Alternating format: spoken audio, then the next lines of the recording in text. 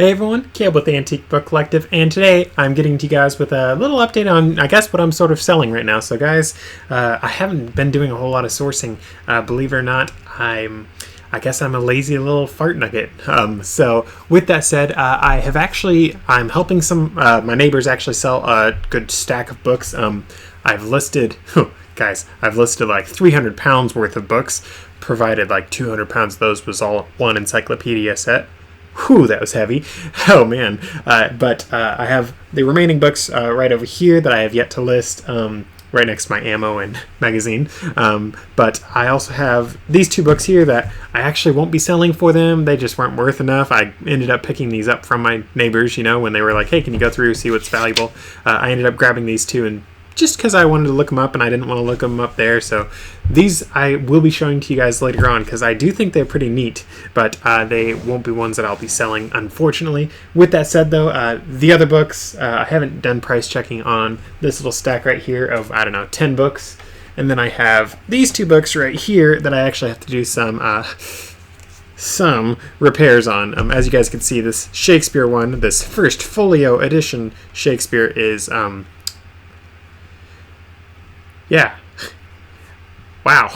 Some books, guys, they just get murdered. Obviously, that means this book was well loved, but, well, now it's hated by people, probably. I don't know how well I'll be able to bring this back from the dead. Seeing as how the covers are split from the actual spine, I don't really do a whole lot of reattaching that. I just leave it as it is. I can reattach this leather right here. I can recondition the leather, although I don't think I will. This leather's pretty good. I don't know. I might do some. We'll see. I actually did end up touching up the leather on this book right here because it was just absolutely ugly. And I know I should have looked up the price of it before I spent the whole, 45 seconds oiling it because it was so small and oiled really fast. But again, I'll be showing you guys this one later on. What I used for oiling this book was... I know it says mink oil. I didn't actually use mink oil on oiling this particular book, and I won't be using it on that one. What I've been using lately, guys, I mentioned this in another video, is I've been using my lanolin with actually some linseed oil in it, believe it or not. So I mentioned that in another video, so be sure to watch that other video, guys. In fact, I'll link to it at the end of this video. It'll be in this little area right here at the end of the video. Wait for that. Don't leave me just yet. But that's that for that. The other book that I will be doing some fixes on is this one on the Constitution. That's literally just going to be some glue, reattach the little bit of spine that I have back to this. I'll try to line it up with where it should be, and I'm actually a little bit fortunate, guys, so sometimes when people have a spine fall off a book, they'll tape it back on, and, well, sometimes when you tape it back on, it leaves discoloration, and because of this discoloration, I can actually match it to here, and I'll be able to actually tape it back to where it actually belongs. In fact, I was potentially holding it upside down. I don't know. I'll be able to figure that out once we get there, though, but nothing too exciting. If you guys do have this happen, I actually have a glue that I like using. I can't remember what it's called right now, but it's just a pH neutral glue that conservators should like rated, whatever, I don't know. You guys could just look it up on Amazon. Really simple. It's not too expensive. I don't know, $10 or something like that for a big bottle that'll last me another few years. So definitely not an expense I'm worried about. When you guys are gluing these on, if you are doing it, of course, don't do it. You're not an expert. Hire a real expert. Let's face it, a lot of the books we're doing this on, it really isn't going to hurt the value too much if you do it. But if you are gluing these on, try to not glue the entire spine. So don't just lather this whole thing in glue. When you guys get a book, so let me just grab a random book right here. Let's hope this one actually... That's not a good example. That's how it always works, guys. Always works like that. Alright, this is a slightly better example. Don't know what that was. As you guys can see, this spine right here, it is not actually attached the entire way. It's just attached on the hinges themselves. So when I am gluing these things back together, I like to make sure that what I glue is literally just like a little bead along the hinge itself. So right down here and then right down here. Obviously, sometimes you won't have the entire spine that can go the whole way. I just try to make sure that I'm not doing anything that will have it so I'm gluing the entire thing. That is something that I've learned and that I've seen since I started, so that is something to keep in mind. With all that said, though, that's what I'm selling for my neighbors. Oh, now I remember what that was. I'm selling these things for my neighbors. They're really sweet people. I'm not really going to be keeping basically any money out of it, minus just what eBay fees are, which is going to be a lot of money they aren't getting, but that's the same money I wouldn't be getting anyways. But it'll be able to get them a whole lot more than what they were going to get otherwise, because they were just going to do garage sale. And they're like, hey, Caleb, so you have an antique book business. Can you help us out here? She told me what she had, and I'm like, absolutely, especially with those encyclopedias. And it's always funny, guys. People think encyclopedias aren't worth anything. They try to dump them, and I'm sitting here like, listen, I will take them. I love those things. Those things sell for me so well. I do sit on some of these encyclopedias for a while, but they are so worth it once they finally do sell. And a little pro tip, guys, if you have your eBay business and you aren't feeling like you're moving a lot of stuff, buy a couple encyclopedia sets. Like, you can get them really cheap. You can get 200 pounds worth of books, like that particular set is in front of me, and you could potentially pay, like, I don't know, $10 for these things sometimes. It's insane how cheap people sell some of these for. You buy them, you'll sit on them, you might feel a little bit discouraged, but when they finally sell and you move like 5 boxes of books, that's 200 pounds out of your thing, you're going to feel like a real bookseller. You're like, oh, look at all this area I freed up. I'm such a big seller. And let's face it, guys, if you bought these things for $10, which again, I've bought several sets of encyclopedias for anything from like $5 for a full set all the way to, I think the most I've paid so far was for a set from a Goodwill outlet. Do I have my calculator on me? I do not. I have my phone though. Excuse me as I run a quick calculation. So it was the Encyclopedia Britannica. I want to say there was 32 volumes. I only had 31 of them from Goodwill outlet. I've mentioned this one in the past, but let's just see. So 2.29.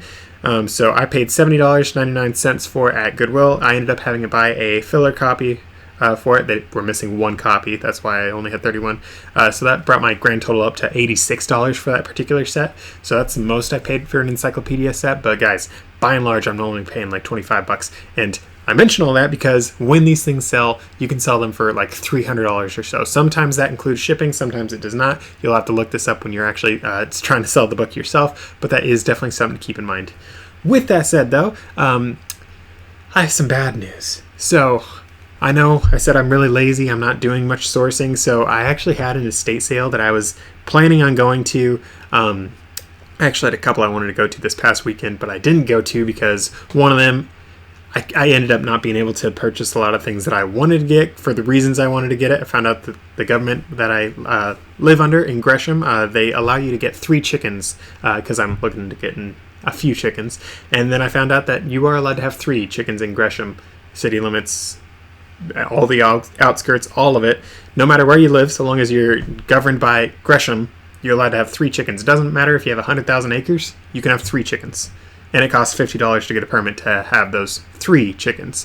So obviously I'm not going down that route. And the reason why I was going to go to that one estate sale was that they had some stuff I was like, oh yeah, I'll be able to use that for the chickens, so then I can sort of not have to buy this and this and this. And then I was just like, oh, nope, forget that. I'm not doing all this work for 3 chickens. I'm not paying $50 to get a permit for, I think it was like a 2-year permit to have 3 chickens.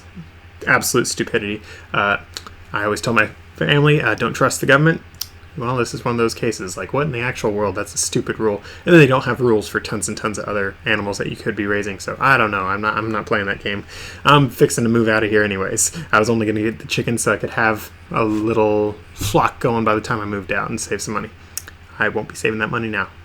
But with that spiel aside, I ended up not going to that estate sale, and because that one sort of fell through, I didn't go to another one that I was like, oh, this one has like 1 or 2 books, but I did have one final estate sale that I was like, I really do need to go to this particular estate sale. In the photos that I was looking at for it, they didn't release the photos for this one until like 3 days prior, which I always, it's annoying, but it's also like, oh, the anticipation, but mostly it's just annoying for me, I don't know. But they didn't release the address either, so I'm like, oh, I don't know exactly where it is, this and this and this. And they finally put up the photos, and I'm looking at this book, and it's like this big chonky thing. I'm like, oh, I totally want that book. And I didn't go the first day because I don't like paying full price for things. You guys know how I am. I went in the last couple hours of the last day, so it was a 2-day sale, went on Sunday. It was gone. They didn't have the book I wanted. I wasn't quite devastated, but I was like, oh, sad Caleb noises. But with that said, I was able to get a few books, so I paid $5.50, I believe. They said Bibles are free, and they had 3 books that they said were close enough to Bibles that I could get them for free. Can't complain there. And I'd say that might be worth $100 or so for me of profit out of those. Let's see, was it 6 books, 7 books, something like that? I have them in front of me, but not in reach.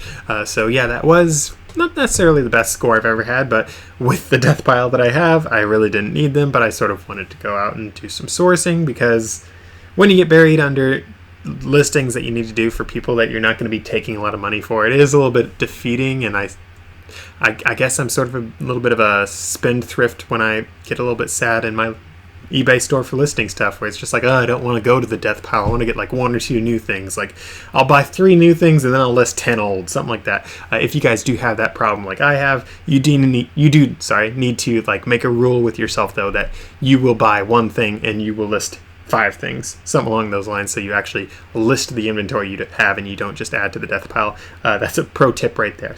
With all that said though, guys, thank you for sitting through all of my rambles. Now I'm just going to show you guys some fun book stuff. So setting aside the oil, I just had it here because that's where I was working on oiling the books. First things first, this tiny little book right here, I did not know was a thing.